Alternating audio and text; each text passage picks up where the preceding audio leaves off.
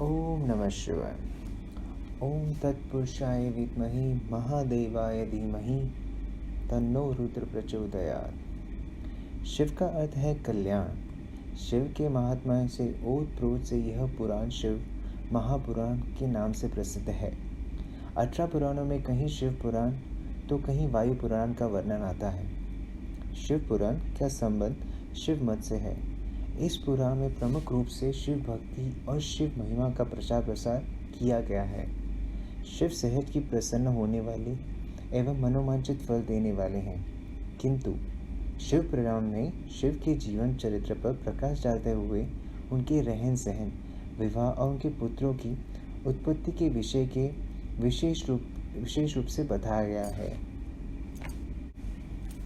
भगवान शिव सदैव लोककारी और हितकारी हैं। त्रिदेव में इन्हें संसार का देवता भी माना गया है। अन्य देवताओं की पूजा अर्चना की तुलना में शिव उपासना का अत्यंत सरल माना गया है। अन्य देवताओं की भांति कोई सुगंधित पुष्पमालाओं और मीठे पकवानों की आवश्यकता नहीं पड़ती। शिव तो स्वच्छ जल, बेलपत्र और कटीले और न खाए जाने वाले पौधों के फल यथा दूत्र से आदि से प्रसन्न हो जाते हैं। शिव का मनोरम वेशभूषा और अलंकारों की आवश्यकता भी नहीं है, वो तो आगोड़ी बाबा है। जटाजूटधारी, गले में लिपटे नाग और रुद्राक्ष की मालाएं, शरीर पर बारंबार चिता की भस्म लगाए एवं हाथ में त्रिशूल पकड़े हुए वे सारे विश्व को अपनी पदछाप तथा डमरू की कर्णवेदी ध्वनि से नचाते रहते हैं। इसलिए उन्हें नटराज की संज्ञा भी दी गई है। उनकी वेशभूषा से जीवन और मृत्यु का बोध होता है। शीश पर गंगा और चंद्र जीवन एवं कला का गौतम है। शरीर पर चिता और भस्म मृत्यु की प्रतीक है। यह जीवन गंगा की धार की भांति चलते हुए अनंत में मृत्यु सागर में लीन हो जाता है। तुलसीदास ने जिन्हें अशिव वेशधारी और नाना वाहन नाना वेश वाले गणों का अधिपति कहा है, वे शिव जना सुलभ तथा आडंबर विहान वेश को ही धारण करने वाले हैं।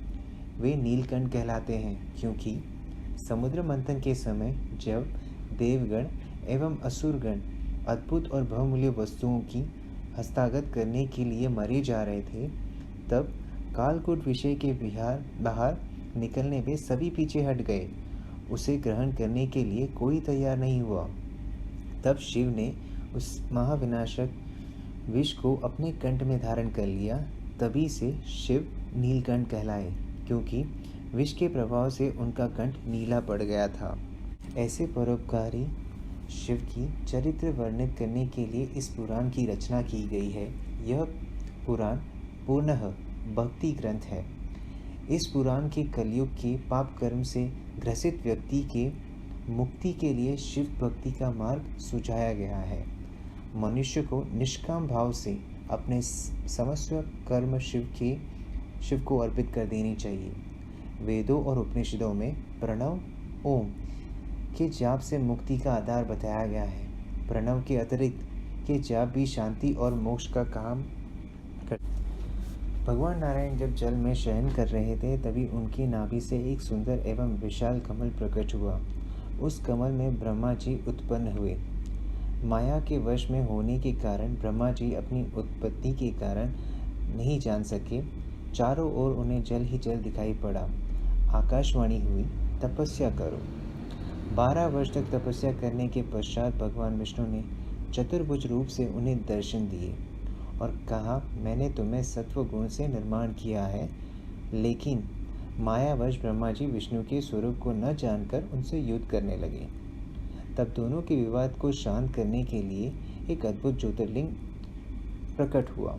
दोनों बड़े आश्चर्य से उस ज्योतिर्लिंग को देखते रहे और इसके स्वरूप जानने के लिए ब्रह्मा हंस स्वरूप बनकर ऊपर की ओर और विष्णु वार स्वरूप धारण के करीब नीचे की ओर गए, लेकिन दोनों की ज्योतिर्लिंग की आदि और अंत का पता नहीं कर सके।